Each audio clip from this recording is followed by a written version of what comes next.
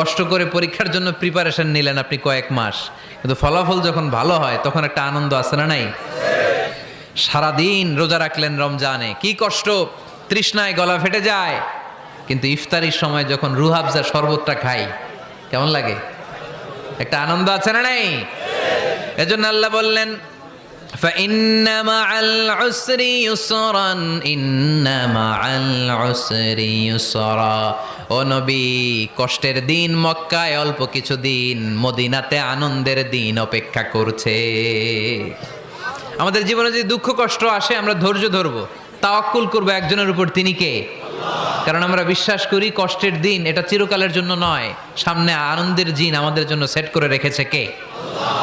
তাহলে আমরা সূরাতুল ইনশিরাহ থেকে 3টা নেয়ামতের বর্ণনা শুনলাম, বিশ্বনবীকে কি সান্ত্বনা দেয়া হলো সেটা শুনলাম। এবার 2টা গাইডলাইন শুনে তাফসীর আমরা শেষ